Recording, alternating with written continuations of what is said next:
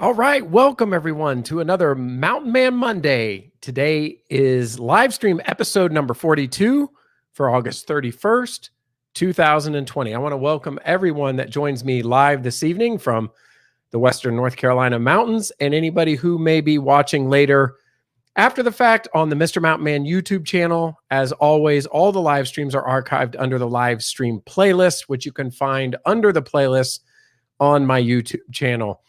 Also a time to remind everyone that I can always be accessed on social media via Mr. Mountain_man on Twitter, as well as Instagram at Mr. Mountain_man. You can find both. I like to post pictures and keep up to date with the community in between videos and live streams. So if you're interested, you can connect with me on those. The nice thing, especially about Twitter, is you actually don't need an account in order to visit those pages. So you can just take a look at it, twitter.com/Mr. Mountain_man, and check out any information that I may have posted on the community. So we'll give it a few minutes for folks to roll in here on a Monday. And I will tell you that one of the things that I've been having troubles with recently on YouTube is the notifications, but maybe I messed up something because I have two YouTube accounts, Mr. Mountain Man and Eclectic Candyman. I only get notifications from the subscriptions I have on per account. And so I have a bunch of subscriptions on the Eclectic Candyman that are more like automotive and tool related and fixer upper. So if I'm on that account on my mobile phone, then I get those notifications. But if I'm on Mr. Mountain Man on those, then I am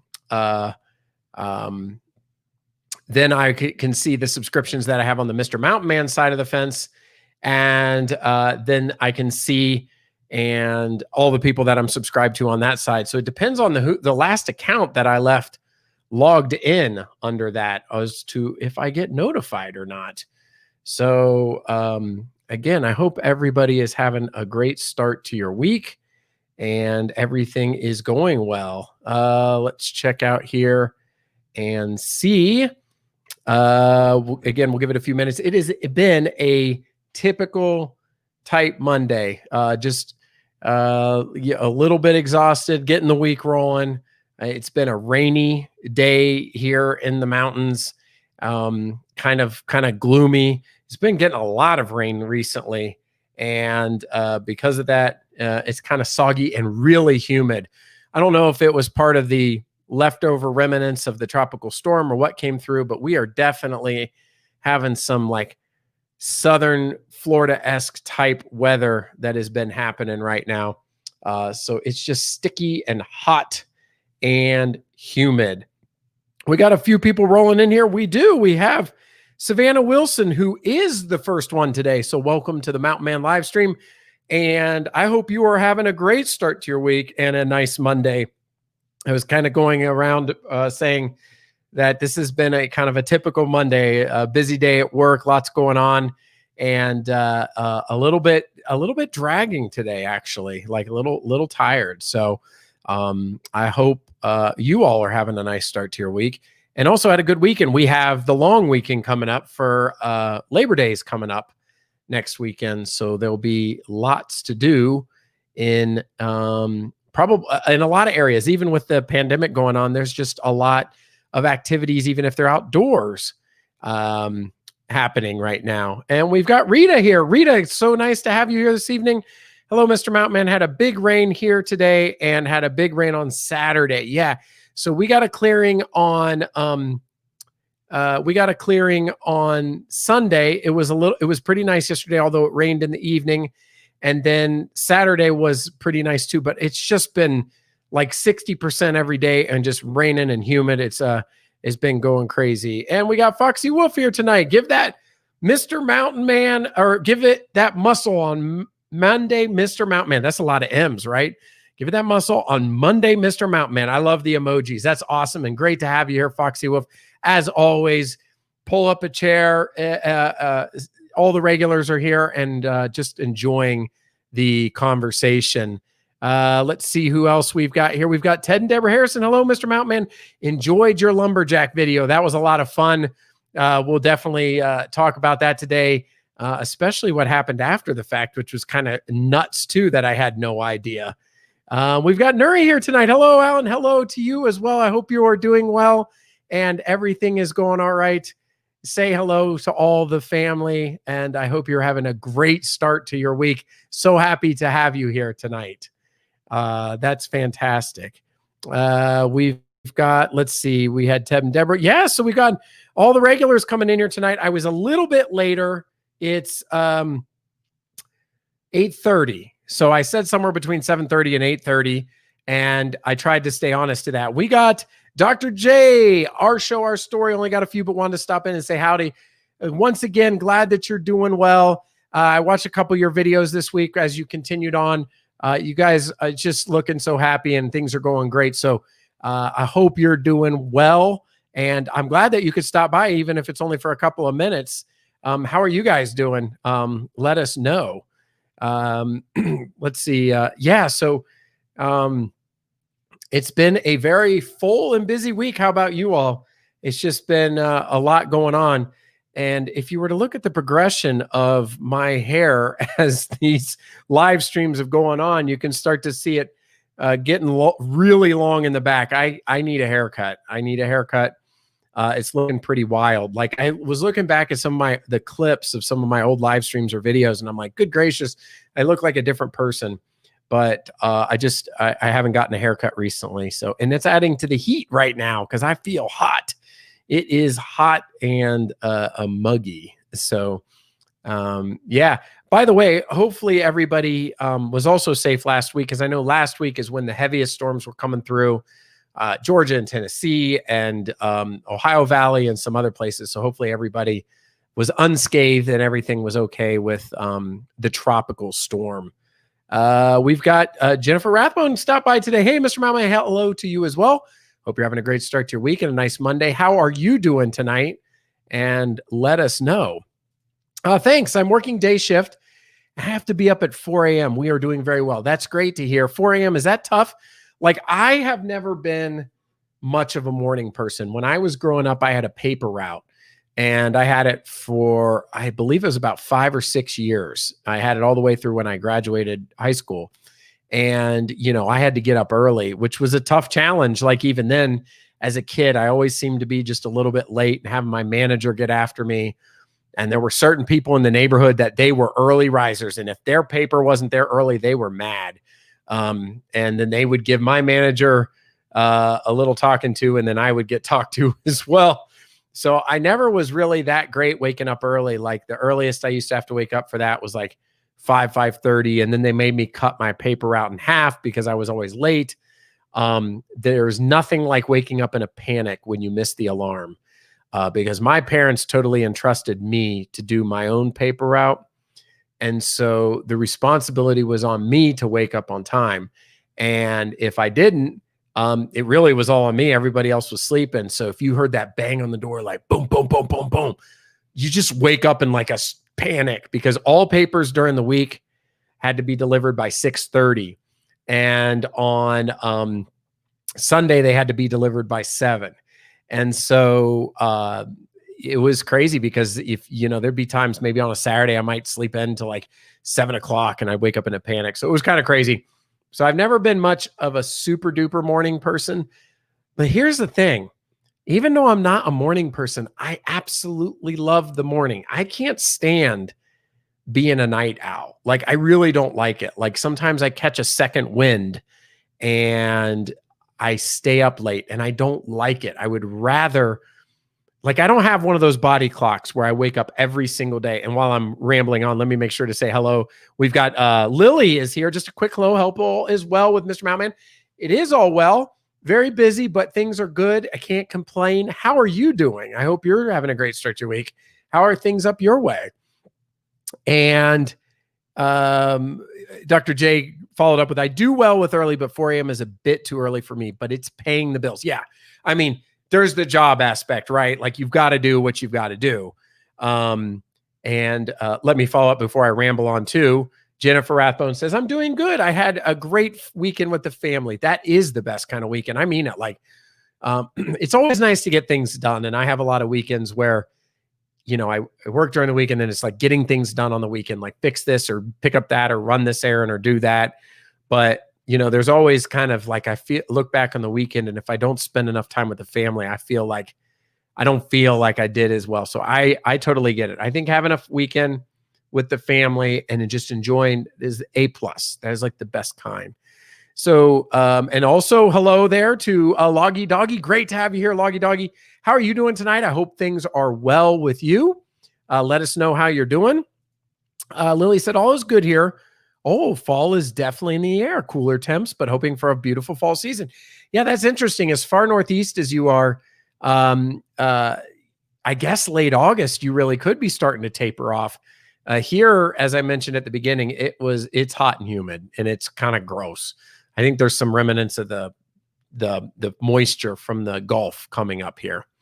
But yeah, so I was talking about the paper route and getting up early, and not liking a night owl schedule. Like sometimes I don't go to bed till 12, 1 or 2, and then waking up or either shortchanging myself on sleep or not waking up as early as I want. And so I don't like that schedule. I know people, I have friends and have known colleagues, they don't even need an alarm clock. Like they can't sleep in on the weekend. They can't sleep in on holidays. They're always up at 6:30 or 7:30. And while that's annoying, because like if you ever fly, you're more susceptible to jet lag and you're more susceptible to the time change. But overall, I think it's much better to be regimented.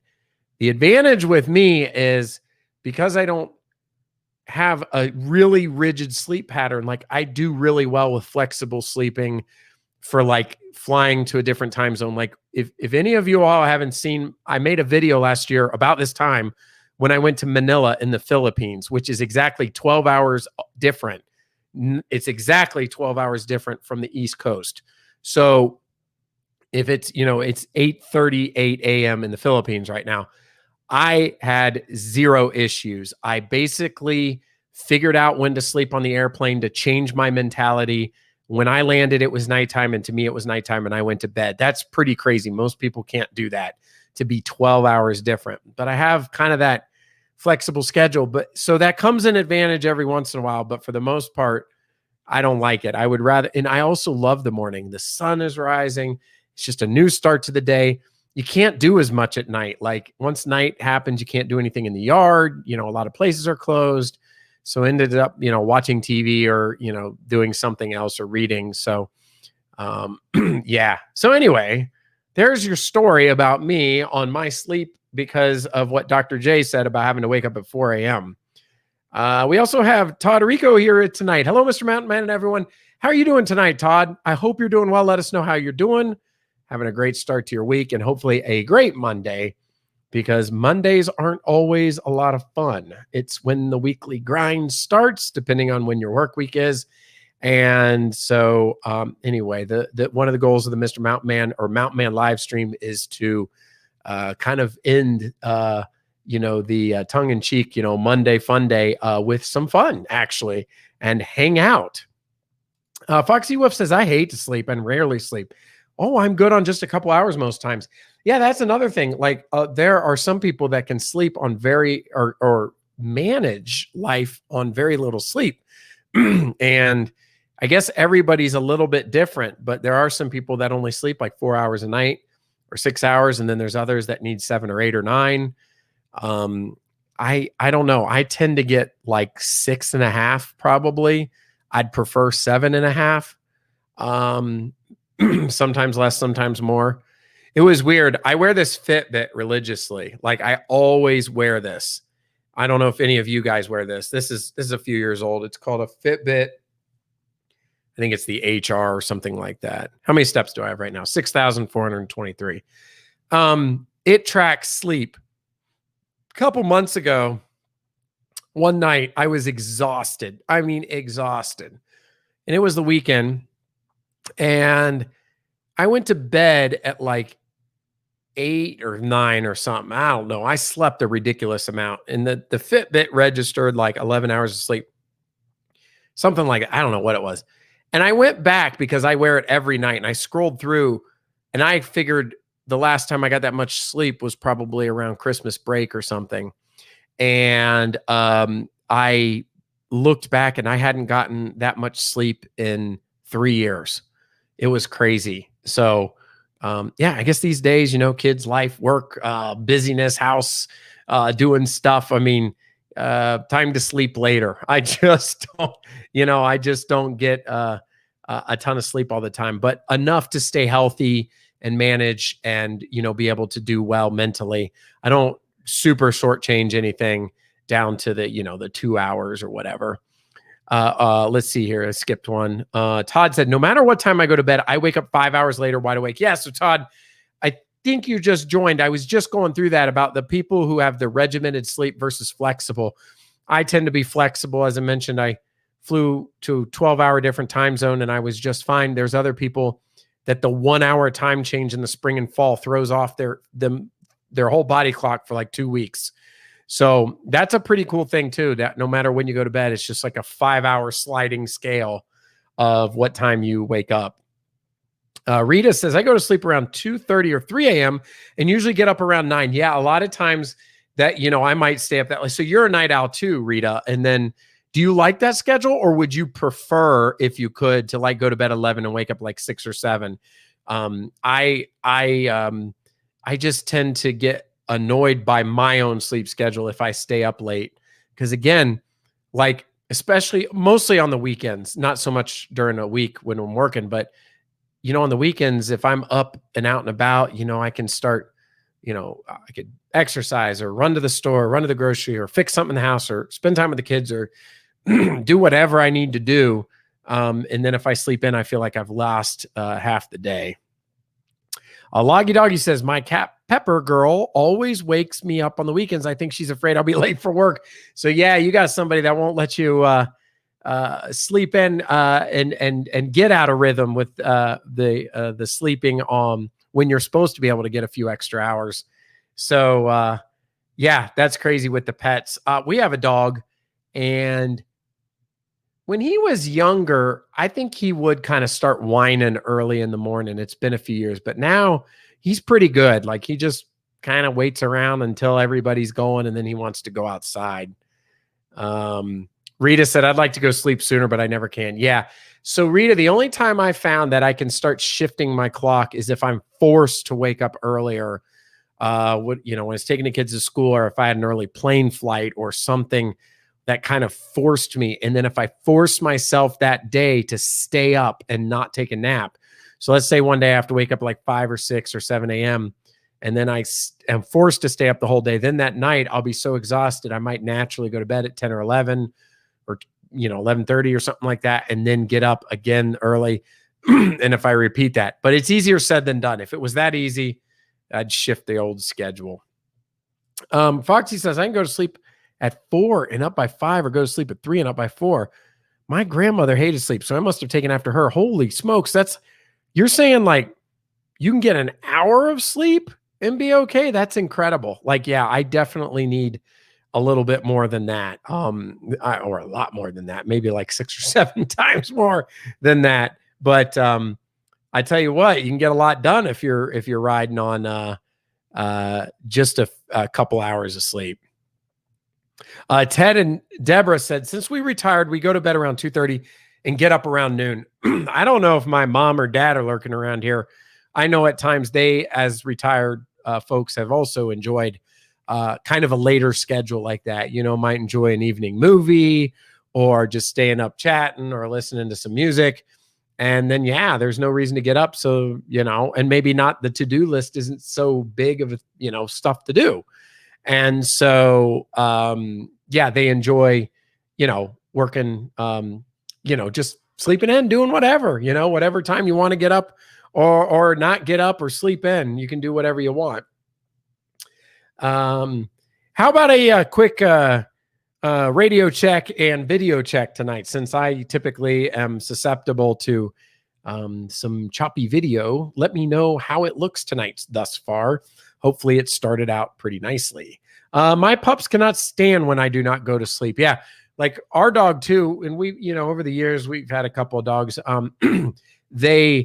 The dogs, depending on how regimented and pattern oriented they are, Like my one dog, the one we have now, he will not, he's really interesting. He gets like uncomfortable and anxious if I don't sit down. Like if I'm on the weekend and I go here and fix this and I do that and I walk over to this room and walk over to that room, he just cannot sit down and relax. Like if you've ever read a book about the dogs, they don't understand humans. They think they're part of the pack. So he definitely thinks I'm the alpha. And I think a lot of times he just will not relax until I relax. So dogs are interesting. Then I've had other dogs that are just kind of, and they don't care what you're doing and they just go off and do their own thing. Jennifer says, I am a night owl. I go to bed at 12:30 or 1. As long as I get 5 hours, I'm good. Oh, that's excellent. So then if you go to 12:30 or 1, then you're still waking up maybe 6:30 and starting the day, which I think is a great time to start. We've been a little bit later around here because the kids aren't going to school. So we're not driving them to school, I should say, because they're doing virtual. So that's allowed for a little extra time. And so, which is permitted a little more sleep and a little savings on gas and all those kinds of things. Audio and visual are good. Looks good. Audio and visual are good. Thank you, Foxy Wolf, Ted and Deborah, Rita, and yes, Foxy, the three of you. Thank you for letting me know. That is excellent. Needles pegged here, Mr. Mountain Man. That's awesome. That's awesome. I love the comment. Perfect. Loggy says, been on pretty much, that's really cool. Yeah, I like that comment. Been on pretty much the same work alarm for 32 years. Ted and Deb are going to be retired also in the not so far future. Well, that's awesome, Loggy Doggy. Yeah. Yeah. So do you have that body clock too, where you then is still waking up at the same time? I've even like read strategies. I got so annoyed sometimes by my old sleep patterns. I'm like, I just want to, I guess if I had my wish list for time and it was natural, sorry, let me get a drink. My voice is, I guess if I had my ideal schedule, it'd probably be like 12:30 to 7:30, 7 hours of sleep, 12:30 to 7:30. That's probably what I do. I'm a little bit off of that. Might even wind that back a bit, 12 to 7 or something like that. But I have said before to my wife, like, I'm not joking. Like I'm not being silly. Like I can bench press and weightlifting 315 pounds easier than I can get up in the morning sometimes. It's like it's crazy, like how difficult sometimes it is for me to get out of bed. I just make that analogy because it's that nuts, right?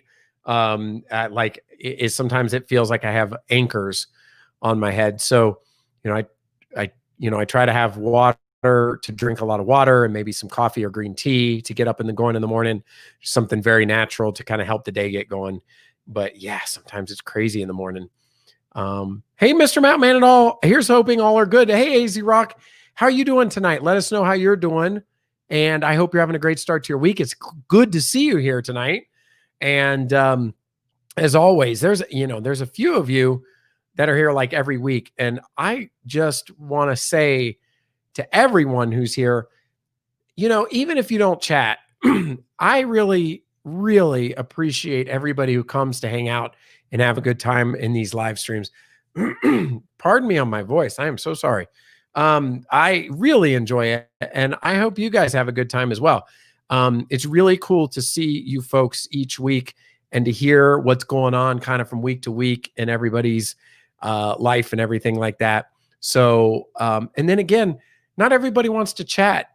Chatting is not a requirement of the live stream. Live stream can be kind of like a podcast or like a radio show or just an extension of YouTube videos. So, but again, I'm just really humbled by everybody that shows up. And I just think it's really awesome. And I just want to say thank you. I think it's so fantastic. And I just really enjoy the socialization and hanging out on the channel. You guys are really neat. All the different parts of the country in the world that you guys are from and kind of the neat things that you tell me about where you're from. It's just really, really cool. So I think it's awesome. Let's see here. Jean Marita's here, said, I retired, so did my watch. Yeah, that's, you know what? If they don't have a sign that says that, you should make one, like to hang up in the kitchen. I retired, so did my watch. I'm not on clock time. I'm on, just retired time, doing whatever you want to do. I think that's fantastic. Yes, Ted and Deborah said, congratulations. You'll love it.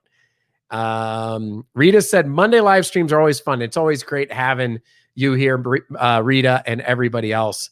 It's just really great to see everybody popping in. And there's a few regulars that when I don't see them, I wonder, like, I didn't see Marvin tonight. I haven't seen Tim Wheaton. I haven't seen who are the few of the other folks that are here like every single week. There's a few other folks that are here usually. So, but listen, you don't have to come all the time. Just whoever, is here. I really enjoy it. Let's see. Todd said, when my kids were young babies, I had a rough time getting up. My boss gave me the nickname 10-Minute Todd. Always 10 minutes late. Yeah. Well, you know what? I think, and I have small kids right now, including a young one. I think everybody at this stage should get a pass. Seriously, like there should just be like a worldly understanding for people at this stage in life to just give a little extra tolerance and a little extra patience, because life can go over 100 miles an hour. It's just crazy sometimes. It keeps you on your toes, keeps you knowing, that things are good. AZ Rock says, yes, I truly enjoy your live streams. When you are retired, every day is Saturday. That's another sign. Well, thank you about the comment on the live stream. I do appreciate that. But when you're retired, every day is Saturday. That's another one that could be like, you know how they make those burnt wood signs? Like that's another one. Like when you're retired, every day is Saturday. And what was the other one? Gene said, when I retired, so did my watch. Hey, and there's another, oh my goodness, did I just have a brain fart or what? There's another regular that I hadn't seen in a couple weeks. Kentucky Girl is here. This is like who I'm talking about. Hello, Mr. Mountain and everyone in the chat. Sorry I'm late. Been having trouble downloading the new Windows update. Well, I hope you're having a great start to your week. Let us know how you're doing, Kentucky Girl, and how things are in your neck of the woods. As far as the Windows update, I know what you're talking about. Windows has gotten better over the years with their iterative updates, but some of their different releases tend to be larger than the other. And depending on your internet speed and whatever, they could be hundreds of megs. I don't know if they get into the gig size, but I know like on my Surface and some of the other things, yes, it can be lengthy. You all of a sudden you reboot and it's downloading and taking a while to install. So hopefully you get that all straightened out and it works. Windows has been pretty good. I've always been a PC person pretty much my whole life. I'm not as much really in the Mac and Apple atmosphere or ecosystem, excuse me. And Windows years ago, 25 years ago, like Windows 95 and 98 and Me and all that were slow, and the computer hardware was slow, and updates and how space on the hard drive and memory. But these days, it seems like things are pretty good. Things overall are pretty good on the PC.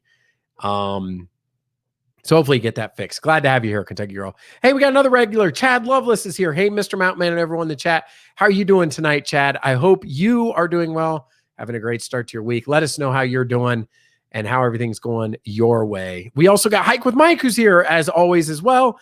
Hey, folks. Hey to you as well. I hope you're doing well down in the swamp, right? And let us know how you're doing. Hopefully everything is going well. Let's see. I skipped a couple comments. Blah, blah, blah. Hello. Hey, everyone. Show Mr. Mountain the love and like and subscribe and ring that notification bell if you have not done so already. Foxy, thank you so much. Hats off to you. I appreciate it. I should every time there's like a thank you, I should show my Mr. Mountain Man wood carved hammer that I have. If any of you have never seen this, most of you are regulars and you've seen this on the live stream, but this was created by my good buddy Brent at a YouTube channel, woodworking channel called the White Lab Workshop. So he burnt that in there. It's supposed to look like Thor's hammer. It really does. It's made out of wood, and he put Mr. Mountain Man on there. It was really awesome. Brent is an awesome dude, and he's got a cool channel if you're into woodworking, White Lab Workshop. But anyway, I like to show that sometime. Anytime somebody says something nice, I should I should put that on there. So yeah, that's cool. It actually the grain on it and the way it was cut. So it's weird because when I was my grandfather was big into woodworking and like making furniture. That wasn't his trade. That was his hobby. When speaking of retirement, so I'll give you guys some background here. So I'll give you some background. So I'm going to connect the dots to the Eclectic Handyman and some of it. So my grandfather, when he retired, he got more into woodworking. He had always been into it, but he got into it. So you're talking like the 80s and 90s, and he bought a whole bunch of his go-to equipment was Craftsman. So he would go to Sears and he bought Craftsman, but it was all woodworking equipment. He really wasn't into anything mechanical, although he had the brain for it. He could have done anything he wanted, but he was into woodworking. So he did woodworking. And when I was a little kid and would go visit, they lived in South Carolina. I started taking up a little woodworking, and I had like this little handmade toolbox and a little handsaw and some other stuff. But as I got older, I got more into mechanical stuff. I had a moped that I started tearing apart and like learning about how the engine worked. And then when I got my first car and I was doing oil changes and brakes, and I worked at a import high performance place when I was in high school, in addition to the paper route, in addition to mowing grass. High school was busy. So I was getting more into the mechanical side of stuff. And that's kind of where my love of like Craftsman tools came, because when I was growing up, that's what you bought as a homeowner. Like if you needed a tool, you went to Sears and you bought Craftsman tools. And so it's been a shame what has happened with Sears and that brand. Although Craftsman was bought by Stanley Black & Decker, so that brand exists. It's just not Sears Craftsman anymore. It's Stanley Black & Decker Craftsman. But you now find Craftsman at Lowe's. You find it at Ace Hardware. I believe Menards sells it. You can find it on Amazon. And you can still find Sears Craftsman if you can find a Sears or a hometown store. Probably boring you all. I liked Sears. So anyway, that was along about it. But my buddy is also into woodworking. I don't think he's as much into mechanical. So it's interesting how I see some people gravitate towards woodworking, and then some people kind of gravitate more towards the mechanical and Sunday mechanic type stuff. But then there's some people that maybe don't craft wood and they don't get into mechanical, but they're like construction. So they could do everything around the house: floors, trim, building, roofs, drywall, your real middle of the road contractor type, get a lot of stuff done in the house. I dabble in that middle part. Like I can do a little light electrical, I can do a little bit of crown molding. I cannot do floors because I think that's an art, like a trade art, that you have to have done for many, many years to be good at it, or you can mess it up and the floor be crooked. I can paint, I can, fix things, small things around the house. I redid another toilet this week because we had one that was broken. So anyway, hey, if you guys don't know by now, the regulars, that I go on tangents and tell you stories and stuff, you haven't been here long enough, but that's what I do. So anyway, thank you for that comment, Foxy Wolf. That was super awesome of you. Just wait until they are teens. If you're talking about the kids, yes, I was having a conversation with my sisters last night about that, because as the kids get older, every stage is kind of has that, interesting part. When they're younger, their problems are a little more maybe in your face, straightforward, and you can control them, and they're more complex, but they're also maybe more interesting when they get older. So it's kind of weird. There's lots of different things that happen at different stages. Let's see. I want to make sure I don't miss any comments, because this thing jumps around when I scroll. Good evening. Hi. Hello. Oh, speaking of retirement, October will be my 40th anniversary at work. I figure I only have 30 years to go. Hey, congratulations, Todd, on the 40 years. Are you at the same job? I mean, you don't have to tell us. I'm just saying that is a thing of the past. Like, it is incredible if you have been. Like, speaking of grandparents, my grandparents did that, worked many, many moons at the same company and got pension and retirement. Nowadays, there's not much loyalty on either side of the fence. I think people staying at a job for 5 to 10 years is significant tenure a lot of times, depending on anything, blue collar, white collar, doesn't matter what kind of work. But anyway, regardless, congratulations. That's a huge feat. Chad says, hope everyone's doing well this week. Beautiful night here in Wisconsin. Kind of weird with kids going back to school tomorrow. So yeah, Chad, our kids went back to school a couple weeks ago. They're doing the virtual later in the year. Things maybe hybrid are going. A lot of the country seems to be at that, like starting virtual, then hybrid, or some are starting right away hybrid. So yeah, it is. It's like the end of summer. You know, this year has been weird, but it's also flown by. Think about it. We're almost to September tomorrow. Crazy, right? Did I miss a comment from Kentucky Girl that says, sorry, Kentucky Girl, hope is better for you quick. Oh, I'm still on that cat nurse duty. Okay. Oh, well, I hope things are going well for you. I got in the chat late. Who's retiring? Well, there's about 3 or 4 people saying they're close to retirement. I'll let the folks chime in that said that they were close to retirement. We were talking about, you know, clock time and sleeping patterns and things of that nature. And so some folks are very regimented, some aren't. And then people said, when I retire, the clock goes out the door. You know, there's no more clock time. My favorite class in school was wood shop and metal shop. Mr. I'm going to get it right. La Caruba, the greatest teacher ever. Learned so much in those classes. Yeah. We had wood shop. We did not have mechanical. So like in wood shop, I built this clock. That was pretty cool.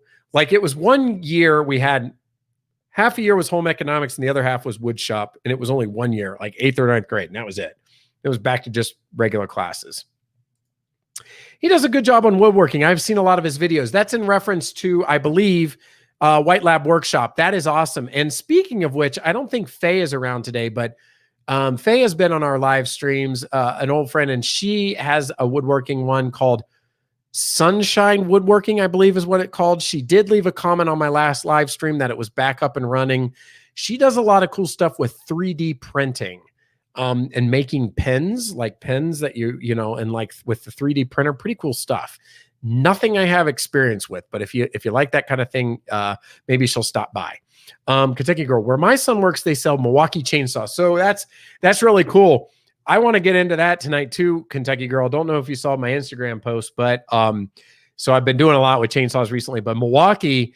So Milwaukee, I learned a lot about from the eclectic handyman side of the fence. I know probably a lot of you knew, but I didn't. Like again, I'm more into the mechanical side, and none of those are my trade anyway or anything, my craft. But Milwaukee is like the best of the best for like tools. You know, it's just you buy Milwaukee and it's like the best. It's kind of like the Cadillac of tools, so to say. And so Milwaukee chainsaw, Milwaukee anything, those are great tools. Hey, we got Mr. Muskie here saying hello. Hey, I hope you're doing well. Let us know how you're doing. I hope you're having a great start to your week and a nice Monday. And thank you for joining the live stream and saying hello tonight. That's really great to have you here.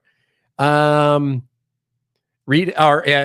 was saying it's just wait till they're young adults. I'm like the guy on the commercial who has the plumber under the sink telling me what to tell my wife I'm doing. Right.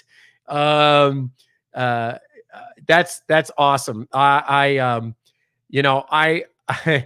It just depends on what it is. Sometimes I'm be handy and sometimes I'm not. Again, there are certain things I won't touch. Like some people will dig into floors, but like when I lived in Florida, ceramic and porcelain tile, laying those floors. But like, if you don't get like the plumb line right and come off the wall, you can have a floor that'll like kind of go off to the side.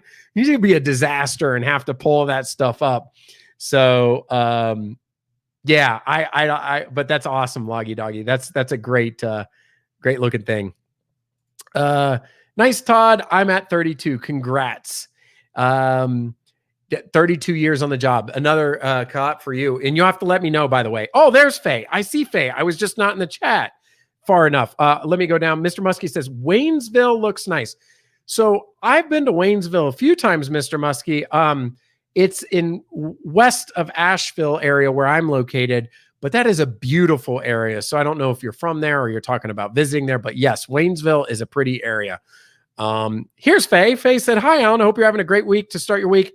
I hope you are as well, Faye. I don't know if you heard me, but I was telling everybody about your channel. So check it out or put the information in there that I may have missed. Let's see. I quit work in January to travel. Then the world shut down. So may go back some just to get out of the house and bank a few more bucks. Yeah. Well, that's awesome. Like, some people can travel. Like you hear about folks that travel in Europe and go to like hostels and like real cheap places, get train passes and go all around the world, or around the country. There's, that's pretty cool. But you're right. Maybe for a time being, save up a little bit more and then get right back at it.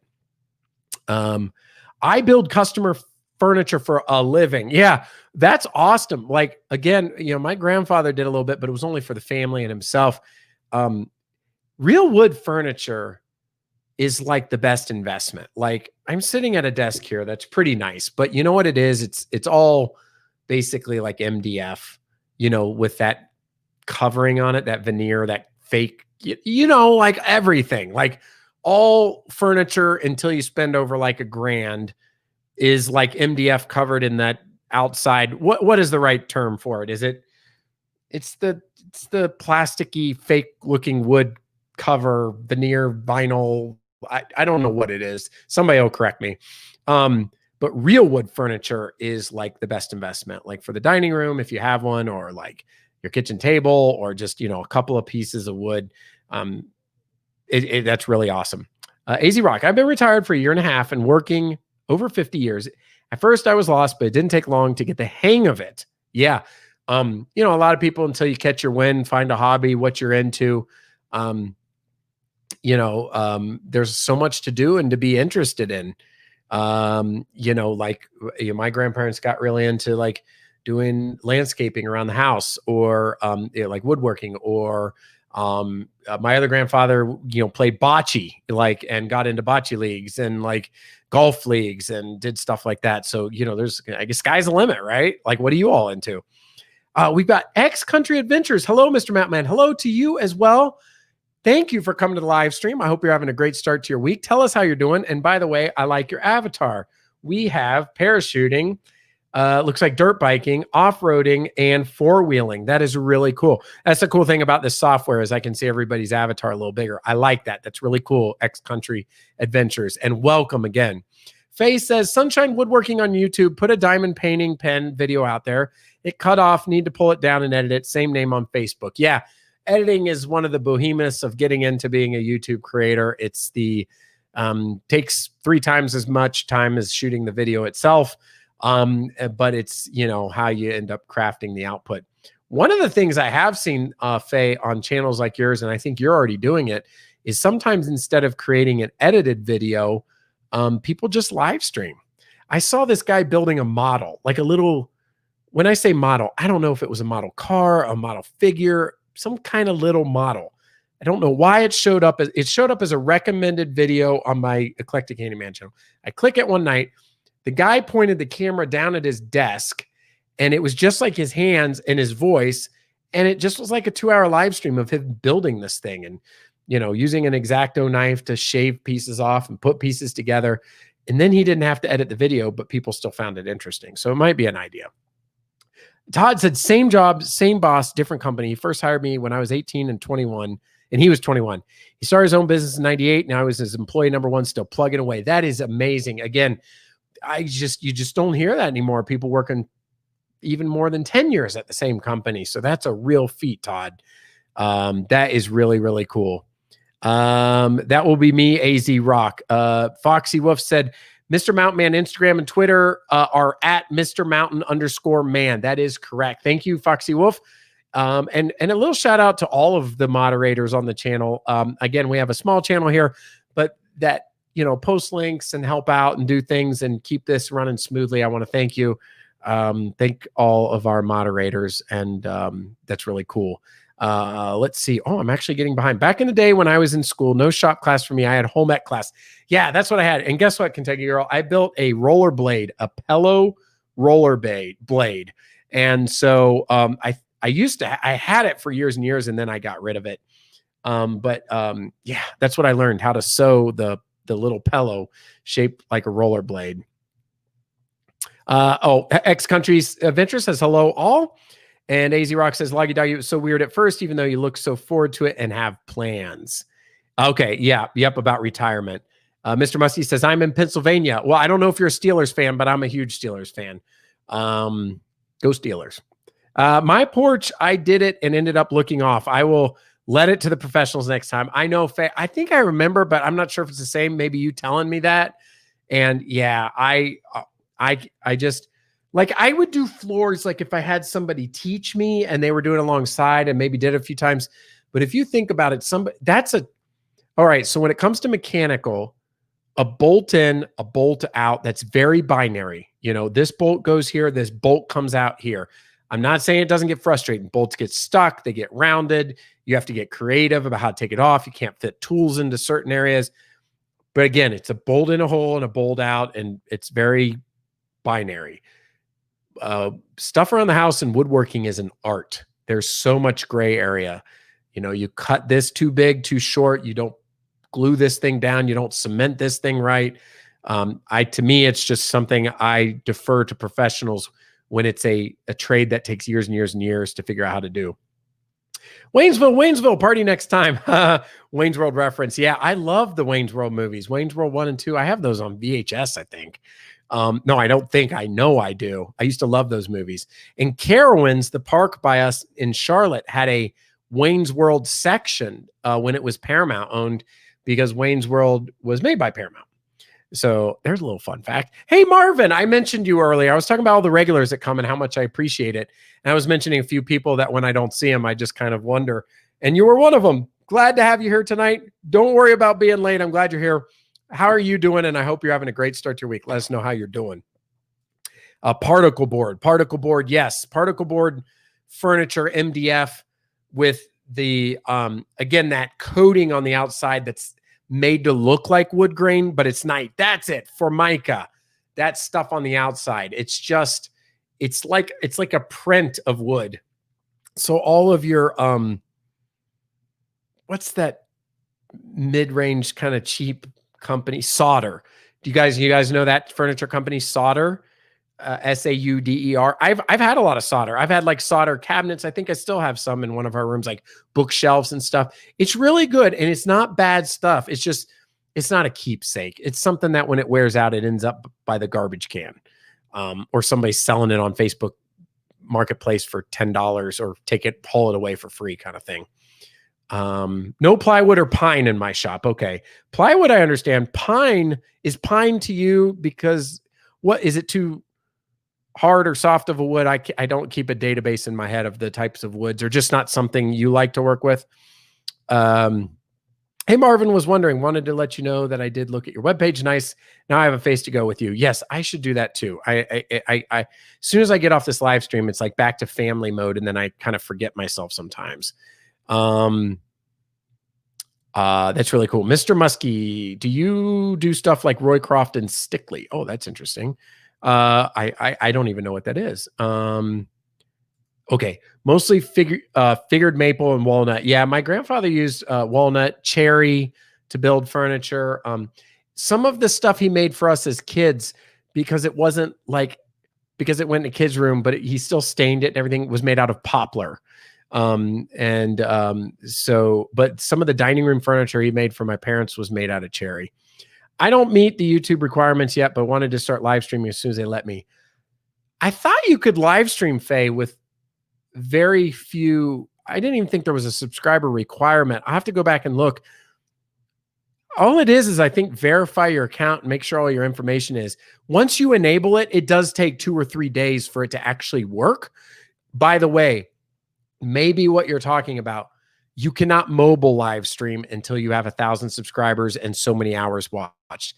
So if you're on your phone and you wanted to live stream, that's not going to work.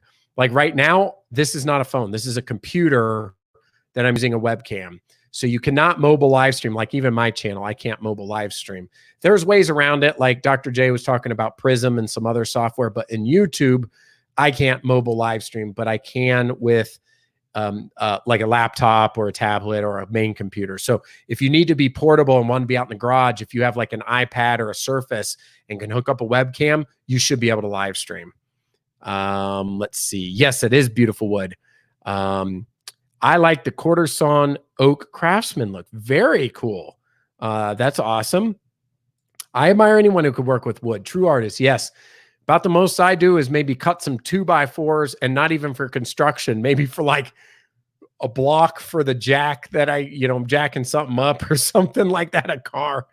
I learned how to sew in Cub Scouts and Boy Scouts, thus I do any sewing in the house. That's very cool. That is not a trade I did. Now, some of our kids and my wife, they have taken up sewing a little bit and they know a little bit. So, but I do not know how to do it. But that's a cool trade also. Very handy. I'm not a huge fan of the oak. It is everywhere up here. Yeah, okay. Oh, Steelers fan. Awesome. Sweet. Yeah. Hopefully go Steelers. So we'll have to chime in about the Steelers when you're on the live stream. It explodes when it gets wet. Oh, so far so good. It explodes when it gets wet. That's in reference to the oak. Okay, very good. Hey, Big Daddy, glad to have you here. Hope you're having a great start to your week, and let us know how you are doing today on this Mount Man Monday. All hardwoods, like the hardwoods. Okay. Poplar is a semi-hardwood. I know, because like when we kicked it or hit it with a toy or something when we were kids, it does dent, but it was still really cool. Yes, mobile. Oh, okay. Need to bring out my notebook. Makes sense. Yes. So like, right now my rig set up, if you could see right here, I'm looking on the Surface with a webcam. We got Living Like Larry with the great Camaro picture. Hey, Mr. Mountain, how are you tonight? I'm doing well. Trying to get this week going and really enjoying the live stream, and everybody that is here tonight. I hope you're having a great start to your week. Let us know how you are doing. You got here late. Don't worry about it. Actually, today, I wasn't really super worried, but usually some people join like within a few seconds. I didn't see anybody in the software for a few minutes. So I was like, maybe nobody wants to show up, or the notifications didn't go out. Not that anybody had to show up right away. I just wondered if there was a problem or something, but everything's good. The only woodwork I do is remove splinters. Yeah. The evil part of wood, right? Especially if you step on one. No reference to the particle board. Oh yeah. Yeah, we had some water damage, and we had particle board on the bottom of the cabinets that got ruined, and they swelled, and it's a mess. So yes, I agree. That's the problem. It swells up. I was editing a video and missed your notification. No problem at all. Just happy that you're here. Whiskey barrels are made from white oak. Not that long ago, I watched this PBS documentary about whiskey and bourbon in Kentucky, and all the families that make it and all the things that happen. It was a very interesting documentary. Speaking of an art, I mean, these people, and speaking of people who keep their jobs for like 50 years, what do they call them? They're not called the brew master. They called the taste master or the whiskey master. I don't know. I'm probably butchering it, but anyway. Hey, we got the other regular. I mentioned Tim earlier. I just want to say, hey, I'm in Pigeon Forge for the week, celebrating my wife and I's 25th wedding anniversary. Hope everyone is doing well. Congratulations, Tim. That's a huge deal. That's so awesome. I hope you guys enjoy. I was mentioning your name earlier because I was talking about all the regulars who are here and some of the people I hadn't seen. And so it's cool because I know Marvin and Tim and Kentucky Girl and a few of these people. So it's really cool. Yes, congratulations. That's really awesome. I hope you guys enjoy Eastern Tennessee in the mountains. Pigeon Forge is awesome. You guys know Gatlinburg. I hope you guys eat at some nice places, do some nice walking, or do whatever you guys want to do. Really enjoy. We went to Gatlinburg for our 15th wedding anniversary a few years back, stayed in an A-frame cabin and had all kinds of fun. We stayed there for a week. It was in August. And so it's just a great place to go. Congratulations, Tim. That's awesome. My home economics class for sewing, cooking, and child development. I bet they don't even offer that stuff anymore. It'd be like considered sexist, maybe. I wondered about that too. Like, I don't know. I still find it handy though. They don't have to tie it to like a gender or anything like that. I mean, for us, everything was just, it was like a usefulness thing. Like, learn an actual skill that you can use. So, I think that was, I think you could still do it, under that premise. It's not like, it wasn't like girls would just go to one class and boys to another. It's just like everybody, hey, everybody, you're going to do a little woodworking, a little mechanical, a little bit of home stuff, or like balancing the checkbook. Oh, Hike with Mike says, 29th anniversary today too. We got a lot of people married in August. So congratulations, Mike, to you as well. That's awesome. 29, we got 25. A few weeks ago, I was 19. And so that is really awesome. So Hike with Mike, Tim Wheaton, 25 years, happy anniversary. Yes, absolutely. Mike and Tim. My friend lives near Ooltewah. Okay, that's cool. I'm not familiar with Ooltewah, but is that in North Carolina? Thank you for all the well wishes. Love this channel and all the followers. Yeah, we got a great group. I was complimenting everybody. I just really, really appreciate all the fun that we have here. I don't just do the live stream just because I honestly look forward to it and enjoy it. Try to bring some fun and neat conversations. And I just really appreciate it. I really like the support that you guys have given to the channel. It sounds weird when I say that, by the way, right? Like support the channel. Like I really mean that in my heart of hearts. Like I want people to enjoy my videos, but I don't really have an end game goal of like anything grandiose. Like you've heard me say, I want like to get 1,000 live subscribers so I can, live stream legitimately through YouTube. But when I say support the channel, like, I don't know, that seems like that's not really like, I like the feedback that you guys enjoy the video because you thought it was cool, but I don't know. I'm not necessarily after like if I didn't get enough views, cause that's a downward spiral on YouTube that can get really rough. Like if you start getting driven by the thumbs up and the views and the subscriber count, like I would be lying if I say you don't step in that trap sometimes, but I take a quick step back and I'm like, what are you doing? Like, that's not why you're doing this. This has to be about having fun. And that's not just lip service. Like that is not the goal. Like if it happens organically, then it does. And so I guess what I'm saying is that I'm enjoying that you all have been a part of that organic process, that you genuinely enjoy the conversation and are having a good time. I think that's really cool to me because you guys are from like all over the country, so that you like the same things I do. I just think that's really cool. So anyway, that's really fun. Now I got behind again, and I gotta quickly go through the news and notes of the week and stuff like that. I only have a couple of news stories, so it'll be quick anyway, but we're just having a good conversation. Yes, congratulations.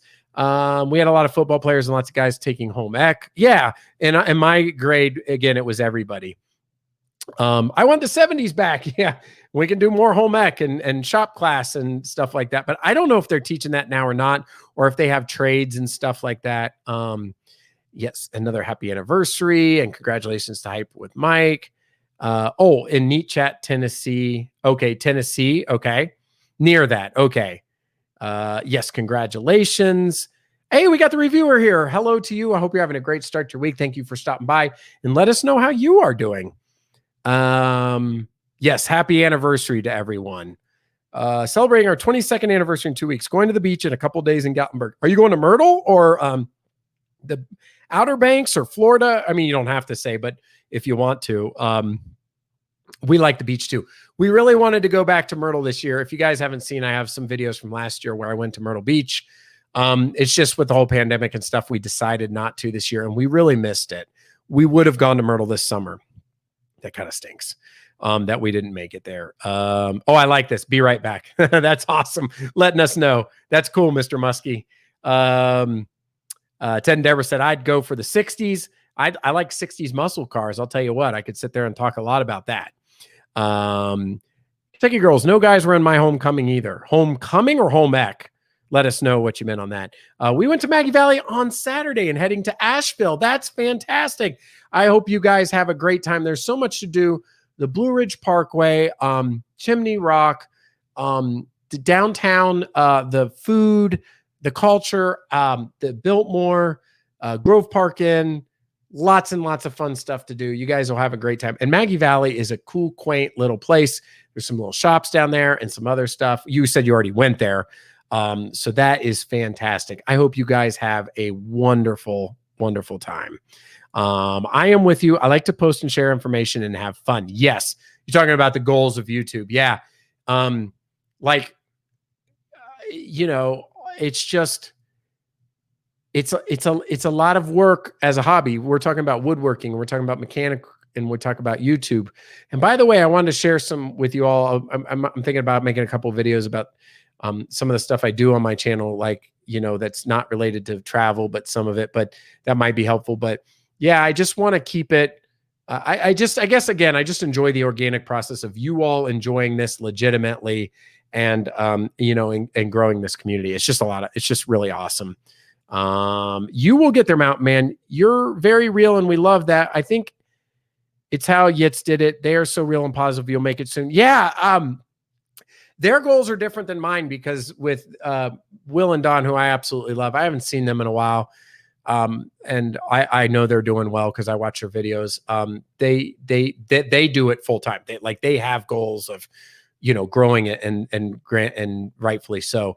Mine are a little different because I don't do it full time. The thing is that people have to be careful of is if they do it as a hobby like me, and you fall into that trap of like, how many views am I getting? How many subscribers? You know, am I getting all the thumbs up? You know, you know, why is this not working out? Why is that working out? We talked about a month ago on one of my live streams about somebody on this greater mountain community that got fatigued and quit. Although I've seen them back in the community recently, but some people just get burnout because they put out a lot and they don't get much in return from the community. It's like a sharp start and then it plateaus. I guess I should go this way. And that plateau is when you have to question yourself, why am I doing this? Am I trying to do something? You know, what are my goals? And if the goal is purely fun and you keep that in check, you'll have a really, really great time on YouTube. If your aspiration is one of financial gain, that is a challenging road. Some people explode like gangbusters. I've told you about the story that a year ago when I went to Manila, a guy I worked with had a YouTube channel with about the same amount of subscribers I did at the time, 200 or 300. He has like 140,000 subscribers now. I have 500. He has 140,000. Some people just explode, and it's crazy. It just depends on the genre and what's going on and all that stuff. So for me, you know, keeping it in check, because it can also dominate your time. You know, when time is the most expensive premium to me right now with work, my family, the house, life, things like that. If I'm not careful and things get out of balance, I might spend too much on YouTube, taking time away from other important things. So I have to find that balance. So for me, it's a hobby and I keep it in check. And I'm just because I've only done it at the hobbyist level and you guys are enjoying it. It's just really cool. I just want to thank you. But I don't, as far as like comparing to like a channel like them, like Yitz or something like that, that's not, that's a 7-day-a-week operation and they work much harder at it than I do. Because that's not what I do. That's not my full time. So I'm just very content where I am and just really thankful for you all. And again, we made the analogy, what was it last week, about it being like Cheers? Remember the show Cheers? Like everybody pulls up a stool and knows everybody. That's the stage we're at right now. So that's really cool. AZ Rock, were your classes like mine, sewing, cooking, and child development? Yeah, that's what Kentucky Girl. Yes, that was before 1980. Looks like I missed a few comments here. Didn't I just see you somewhere else, Foxy? Like Panama City? Monday night live stream is like family get together for us. It is. And that's why I can rattle off the names of the people when I haven't seen somebody for a while and I kind of wonder about it. We have had a few people that used to join and don't anymore. And that's okay too, because, you know, sometimes on YouTube, you start to join a channel and you find out maybe you don't like what you originally liked, or maybe it changed, or it, you know, or you changed your taste. So I've seen some people come and go. And that's okay too, because that's going to happen. You know, not everybody who subscribes day one is going to always, you know, hang out. But like Rita's saying, it is like a kind of like a family get together. It's really cool. Living Like Larry says, we were going to South Carolina, but they went back on our list of places not to go. Oh, okay. That's for the beach, right? For the wedding anniversary? Yeah. Yeah. I turn lots of people onto your channel because it's real. That's super cool, Loggy Doggy. I didn't know that. And that's cool. Like if they like it, that's fantastic. Like if they like our conversation and what we're talking about, that is really neat. And I appreciate that. Like, even if I can't get a video out every week or 2 weeks, we'll definitely always have the live stream episodes. We're up to 42 today. And we can have a really fun conversation. And you guys bring to the table too what you all enjoy. Foxy Wolf says, you probably saw me last night on Yitz. I agree, Rita, about AZ Rock. At our school, the home ec class was replaced with the furniture teachers of America class, and there were no wood shop and metal shop classes anymore. My guess is the insurance liability killed shop class. That makes sense. Like if somebody cuts off their finger, it like used to be a joke in like old 80s movies, like comedy, right? Like the shop teacher never had all their fingers, but like, I agree, right? Like that would be a super liability now, right? Like somebody cuts off something and then the school gets sued and they can't afford it. I bet you're 100% right. The 80s rocked. Weren't you on Blondie's Adventure? Blondie's Adventure, she's cool. She stops by from time to time with her husband, the Traveling Hoosier. She has live streams during the day sometimes, but unfortunately I can't usually attend those because I'm working. Once in a while I'll see it pop in. Maybe I'm at lunch and I'm like, hey, Blondie. And then I got to head back out. I meant Home Economics, not Homecoming. Yeah. I started high school in 79 and graduated in 83. Okay. Yeah. So that's back, like a lot when there were, home ec and stuff like that. Mr. Mountain Man, does your job expose you to public speaking? You carry a conversation well. Yeah. Sometimes I do public speaking. Yes. In my job. And you said, what I mean is that you are positive, fast, real, and natural. Yeah, I do a little bit of public speaking, and it's a part of my job in the tech industry. So I do some of that. And but I also I think what it is too, Todd, is that I think anybody, for the most part, like if you find something you enjoy talking about, it tends to come more natural. So a lot of times on these live streams, because again, I keep balance with what my priorities and responsibilities are. I could go on and on and on, but sometimes I cut it off. But I think if you find something you enjoy talking about, like people were talking about home ec or I keep bumping the mic, sorry, home ec or mechanic or whatever, people who get passionate about things, it just tends to flow very nicely. There are some people in the community that like cooking. And so they have cooking channels. And when they start cooking, they just get really passionate. And they're like, here's the ingredients and here's how I do it. And you boil this or bake that. So I think if you're interested in what you're talking about and the live stream isn't a means to an end to feel like you have to do it, I think then it becomes just very natural. Thank you for the compliment. I really appreciate that, Todd. That was super cool. I think, again, every time somebody gives a compliment, I should there's this cool channel I follow on the Eclectic Handyman side. And every time somebody says something nice or I don't know, something like a super chat, they like ring a bell and they're like, thank you. So I'm like, oh, I don't have anything like that, but how about I like shake the hammer or something like that every time somebody says something nice. Less is truly more. That, we're talking about signs you could make tonight. I think signs are like those burnt wood signs. There's another one. Less is, we know that one. Less is more, but that's really cool. Oh, I didn't mean it that way. I was more meaning you will meet your goals. Oh, yeah. Sorry. Hey, Larry, I go on tangents when I start thinking about stuff.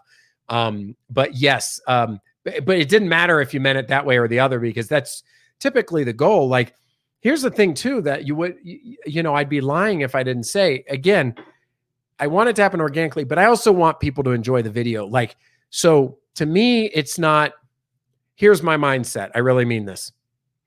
I put out a video. If I got 1,000 views and a bunch of thumbs up, what that means in my head is people watched it and people liked it. So it was worth sharing that with people. There's another side to that would go, I got 1,000 views and I got a bunch of thumbs up or whatever. I hope that gets me more subscribers.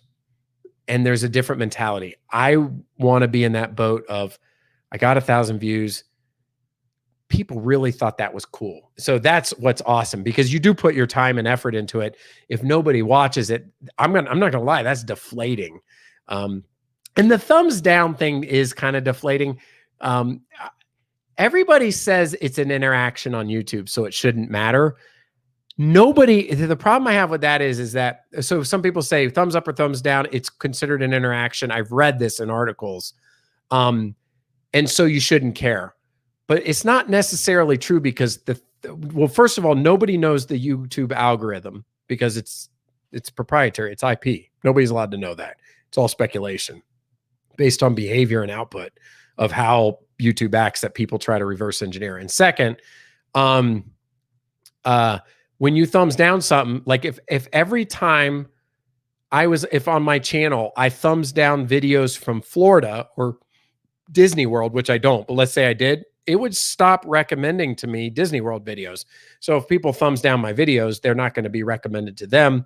And then people they follow, it's very possible that the algorithm would say, well, Joe or Jane doesn't like that video, so I'm not going to recommend it to them. So I am not sold that thumbs down are meaningless. I did get a thumbs down on the lumberjack video, which I'm going to get to in a minute. We're going to do a blitz round going through the housekeeping and news and notes of the week, but so we can talk about the video. But I did get somebody did thumbs down that video, which is okay. If you don't like it, you don't like it. It's not like, whatever. You can go at your own pace, feel whatever you're comfortable with. I appreciate that, Ted and Deborah. That's really cool of you to say that. Let me see here. Lucky Doggy, how'd you come up with your YouTube name, if you don't mind me asking? I think it is neat. Anything that rhymes is all cool. Kids this day don't even know how to change oil. I know. I can change oil. I change oil on my Mustang. The 80s were the best. A lot of great movies too, by the way. And speaking of Camaros, like your picture, I was a fan of the Camaros and the Mustangs in the 80s. I'm a Mustang guy. So if you guys haven't seen on my other channel, I have a 2001 Mustang Cobra, and I do occasional light work on it when it needs repairs and stuff like that. But I just like muscle cars in general. Class of 81. That's awesome. Oh, hey, we got Sarah Rathbone. We had Jennifer in here earlier. So we got Sarah now with the big dog. And hello, Mr. Mountain Man and everyone. Chat, hello to you as well. I hope you're having a great start to your week. Let us know how you're doing. And thank you for stopping by. Really appreciate that. My last name is Logson, and my oldest sister always called me that as a child, Loggy Doggy. Yeah, if anybody's ever seen my sister in here, her YouTube nickname is what I called her because I couldn't pronounce her name when she was a kid. She shows up from time to time. We got Class of 80 here. We still have woodshop, metals, and welding at our school. Welding. I would love, someday I'm going to take welding class at the local community college just for hobby for me to learn how to weld. That's a trade. Again, that's not a bolt binary. I need to take a class. I think I'm going to take an engine class too someday just for fun. This is like retired stuff. You guys are talking about retirement. Those are like plans down the road.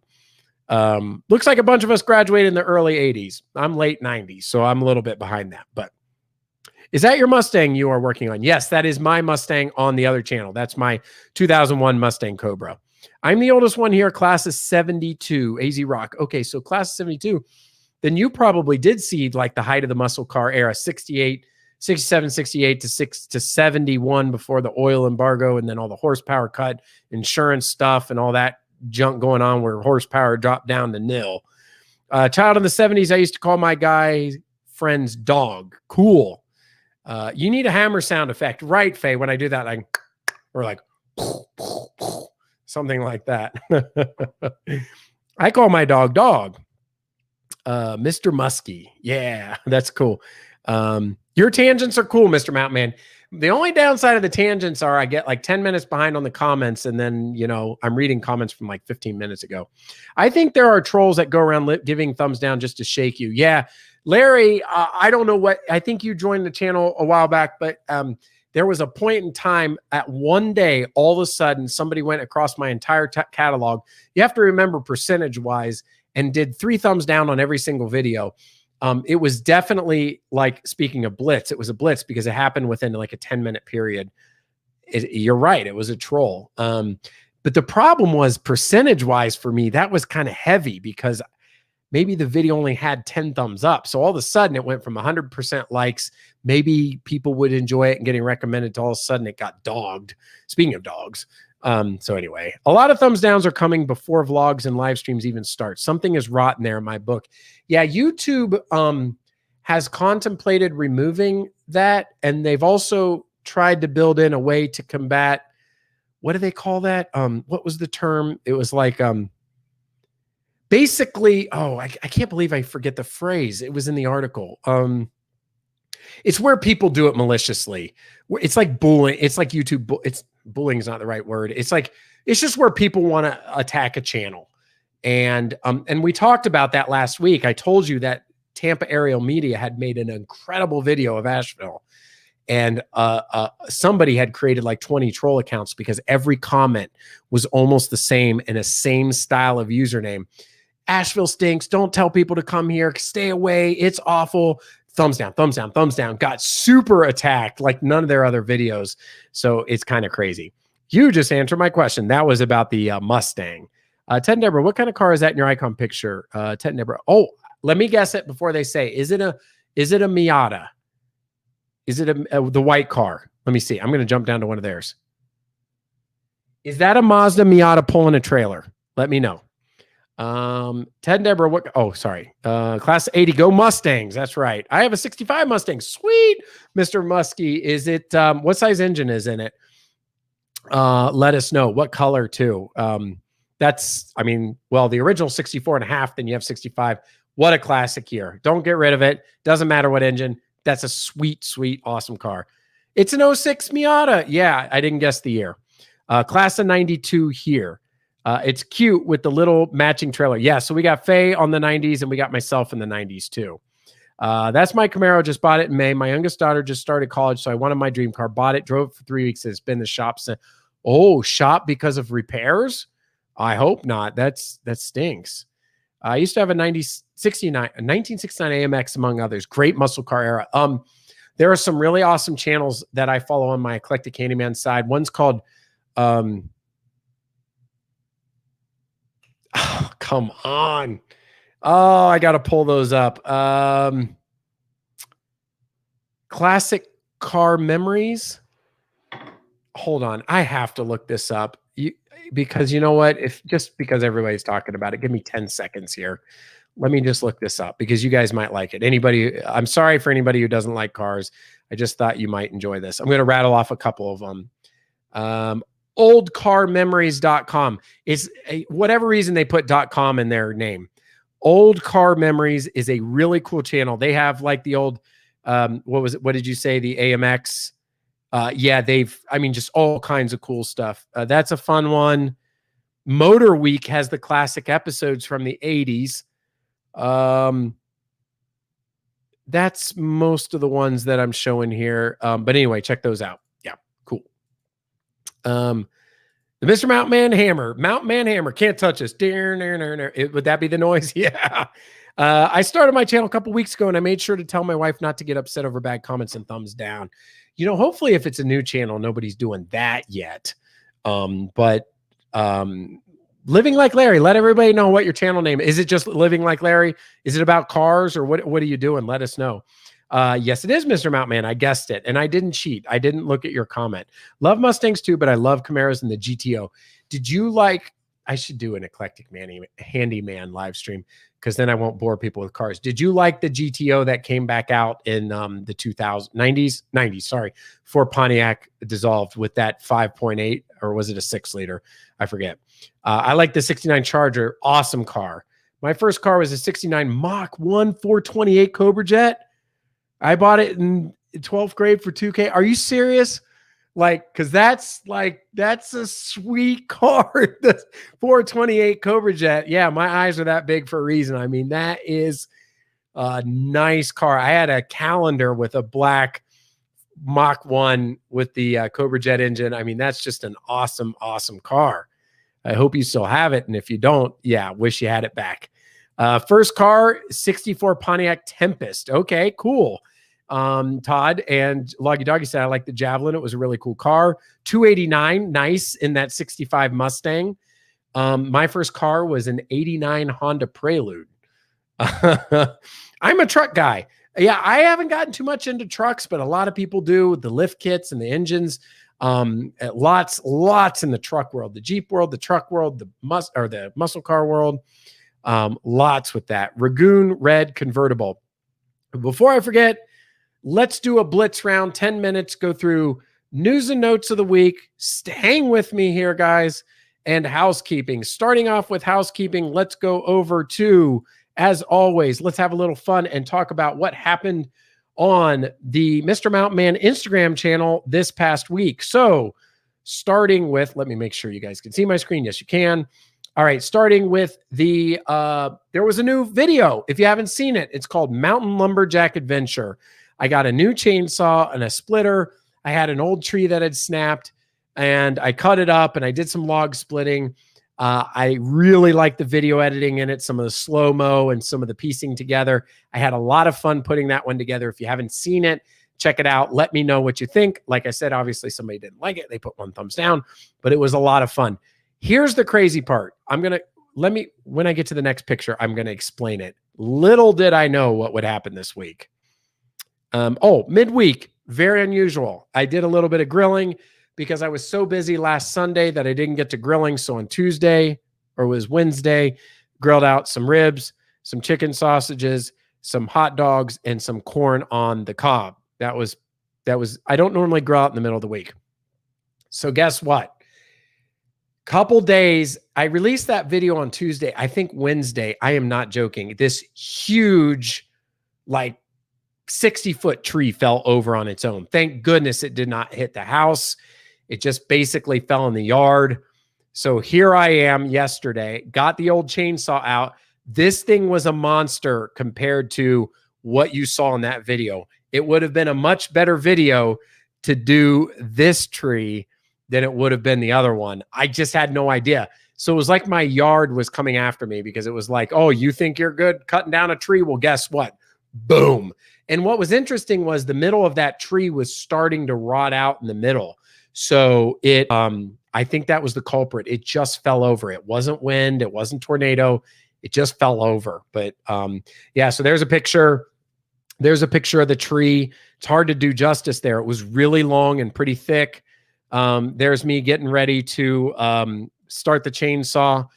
There's some of the logs that I cut up, and we ended up using those logs and making like this little sitting area.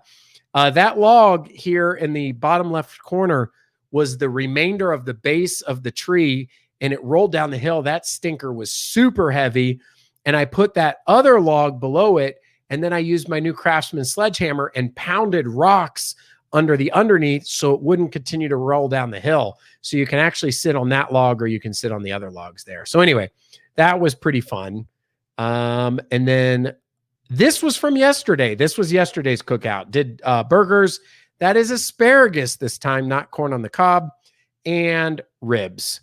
So that was pretty cool. That was yesterday's Sunday grilling. Let me check and see if anybody put any comments here.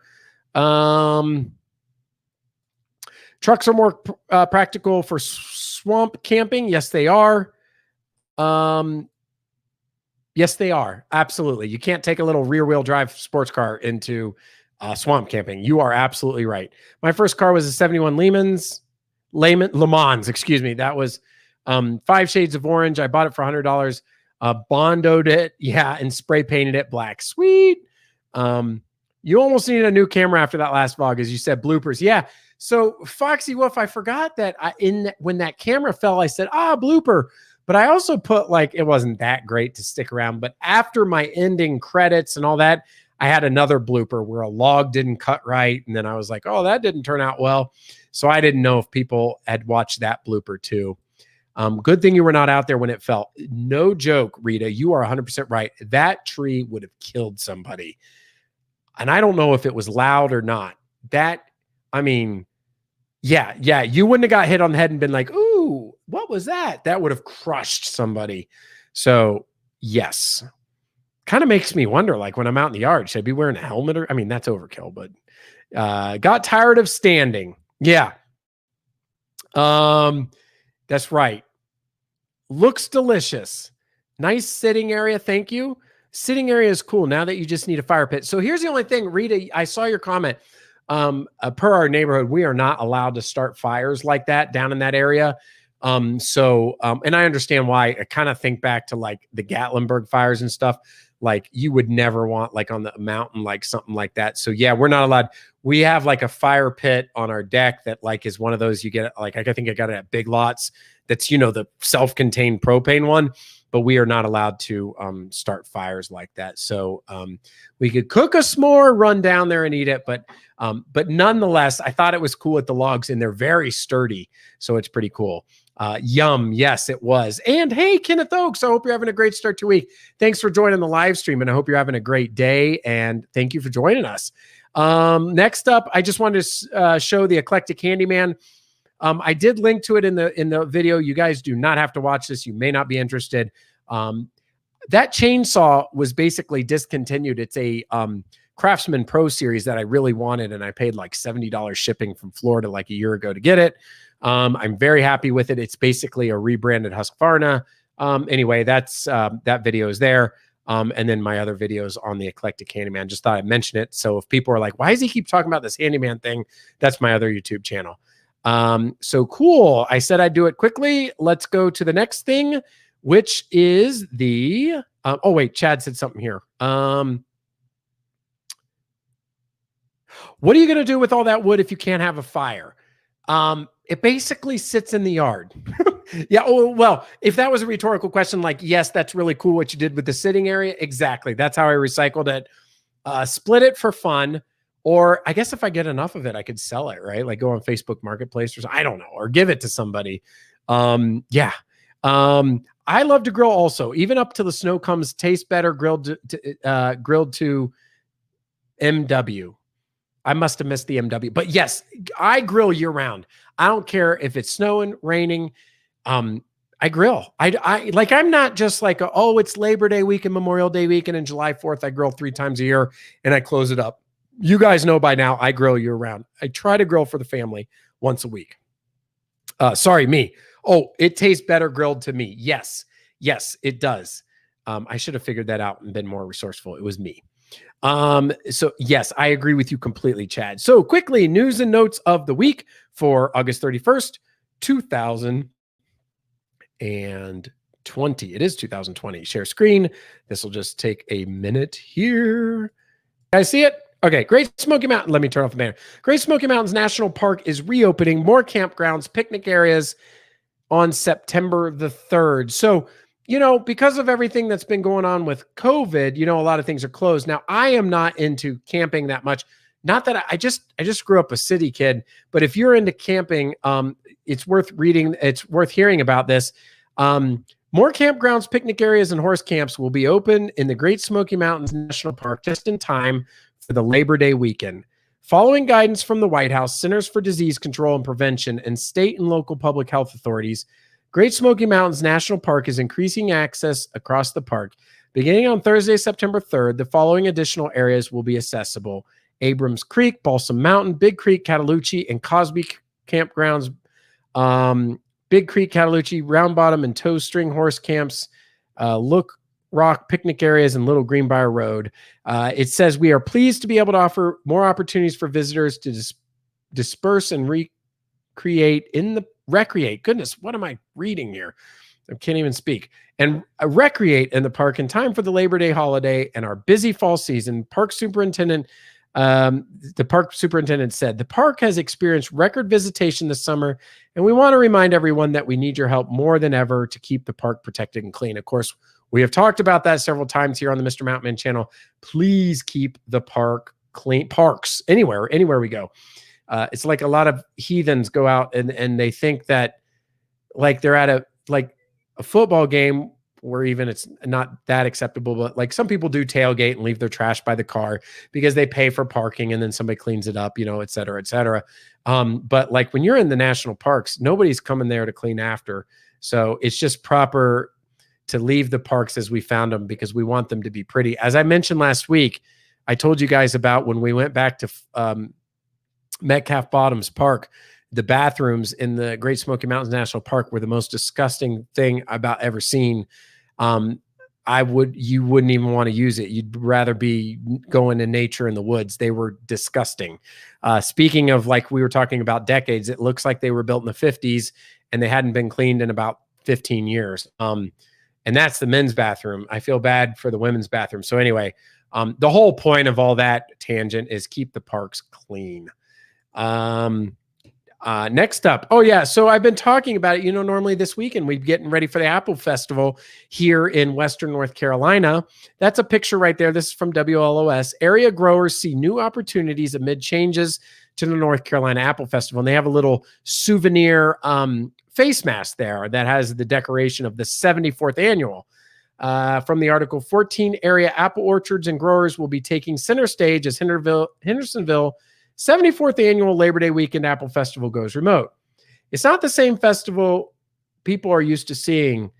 They won't be huge crowds of up to 300,000 people on Main Street this year due to ongoing pandemic. Restaurants will have tables out in the street. Shops will be doing sidewalk sales. We're still expecting a good-sized crowd, and we have a lot of apple growers who are doing fun things at their farms. The festival has created a 4-day detailed schedule of the events that highlight the apple farms. And they have activities like a huge jumping pillow for the kids at Justice Orchard. And the huge pillow, about 300 feet long and 7 feet wide, will have limited capacity through the festival and in general in the fall.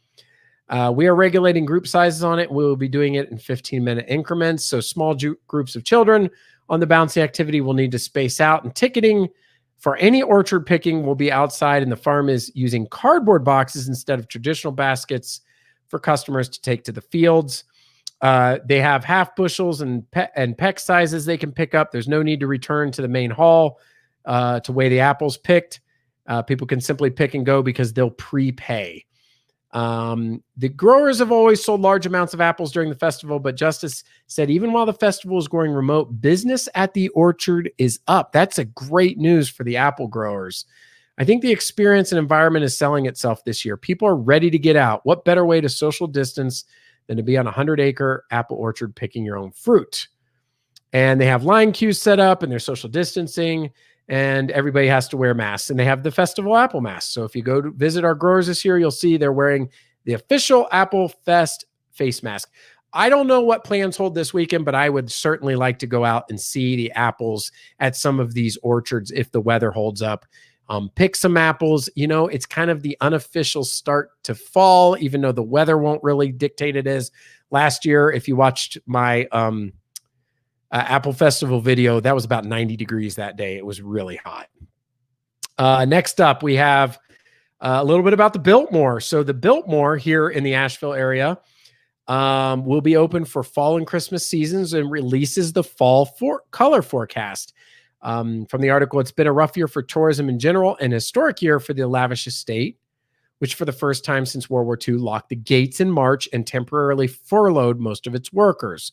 The estate reopened in May, but still had to cut about, I pressed the wrong button, 400 jobs in July. Now estate officials are looking ahead to the job typically bustling fall and holiday months. Fall sounds glorious, at least the color-soaked versions that the estate horticulture director Parker Andes describes. The heat and afternoon thunderstorms of summer will soon be a memory as the seasons begin to change in October. He said in the estate's official fall color report, late summer garden annuals perk up with the cooler nights only to be replaced with chrysanthemums later in the month. By mid-October, the fall garden should be in peak bloom, with the first autumn color appearing on native dogwoods and sourwoods along estate roads and pastures. These early trees hold color through the season and add peak color at the end of October with sugar maples, red maples, hickory, and gum trees giving us the best show. Shortly thereafter, on November 6th, Christmas returns to the Biltmore through January 10th. During that time, the estate plans to open the Biltmore House for its candlelight evening tours. The 8,000-acre estate, anchored by the 250-room French chateau, completed in 1895, serves as an escape for about 1.4 million visitors annually. And we used to have passes to the Biltmore, annual passes. It's a really cool place, very historic, lots to see. It's a slower paced kind of, enjoyment activity. If you know, culture and history and views are your thing, the Biltmore is an amazing place. To some people, it's more like I've seen it once and that's enough. And for other people, it's perusing the grounds and going to the estate, the estate grounds in the park and the area around it and visiting the house multiple times through the different seasons is something enjoyable as well. It just depends on what you like. I'm more of the camp that I could visit it probably once every year or two, and be fine, as opposed to going it twice a month or something like that. Because, you know, once you do the tour, and even though my mom has told me, like, you know, they have more in-depth tours that give you more background than just the walking tour. So there are added features if you pay a little bit extra, but nonetheless, this is probably the biggest highlight of the Asheville area is the Biltmore Estate. And last but not least, the Western North Carolina weather for the week. We've got some muggy weather. Look at that, 85, 88, 90 on Thursday, 40% through 20%. It's just like thunderstorms and heat and mugginess. The lows are still in the 60s, so we haven't really tapered off too much. So there you go. That is the news and notes for the week of August 31st, 2020. Let me look up at some of the comments here. Yes, that will be nice for the campers that wanted to visit the Great Smoky Mountains National Park, that they have additional places open. I had forgotten that the park was not completely open. Thank you. Reopening, that's good news. Pulling our RV down in October. Yeah, so if anybody's into camping, check out those local campsites, because they've probably got expanded access now, so that'll help. The parks are owned by all of us, so visitors have to act responsibly. Don't do in them what you wouldn't do in your own house. I agree 100%. I really have disdain for when people litter and just throw their garbage out. It's gross. I don't know what people are thinking. So true. Gotta go. See you, Mr. Mountain. See you, Mr. Muskie. Hope you have a wonderful weekend. Thank you for stopping by. It was really great conversation with you. I brought Honey Crisp apples today at Aldi's, and they smelled just like they came off the tree. Aren't they great? Yeah, I don't know which kind that we will be picking this weekend if we were able to make it out there.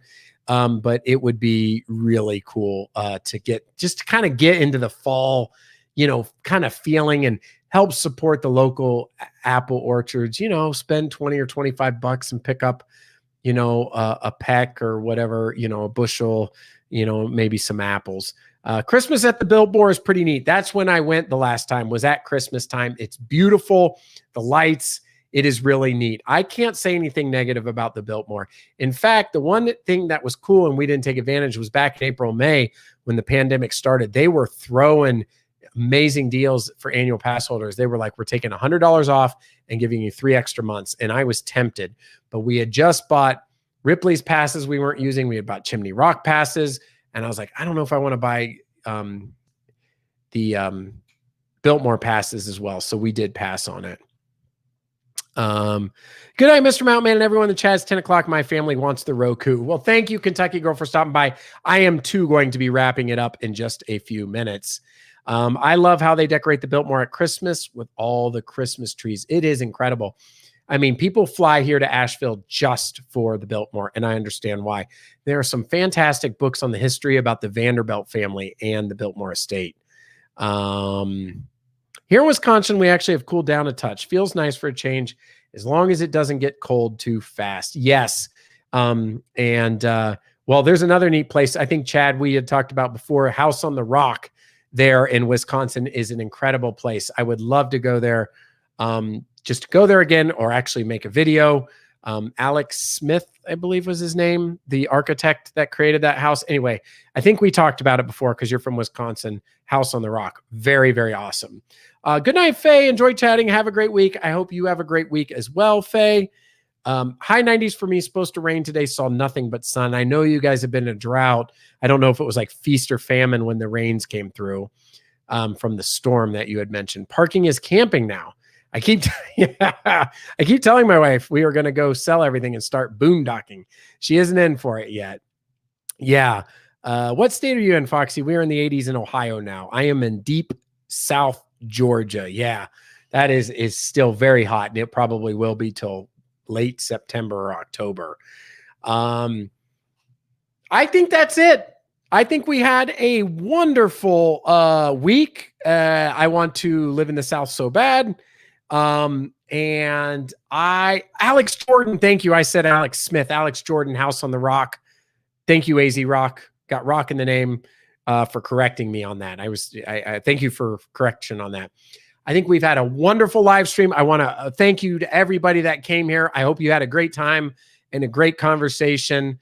I got to go see about the family. Hope things are going well. I hope all of you that are retired and we're talking tonight have a great week, and all of you that are working have a wonderful and successful and great week. Likewise, enjoy the conversation. And anybody who's watching this on delay, leave comments below and let us know what you think.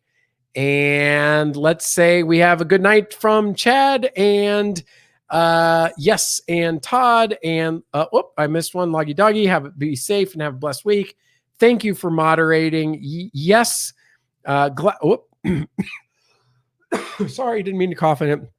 Good night, Mr. Mountain. Glad I caught you. Good night, everyone in the chat. Good night to Jennifer Rathbone. Everybody, Rita, Marvin, Tim. We had Jennifer. We had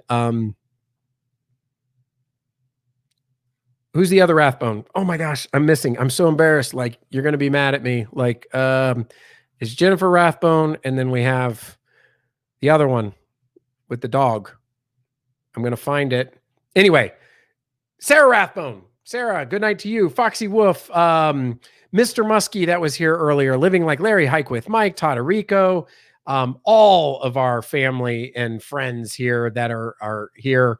We really appreciate it, Foxy Wolf. Yes, everybody have a safe week. Take care, and you all have a wonderful week. And until next time, Mr. Mountain Man saying good night and have a great week. Take care, everyone.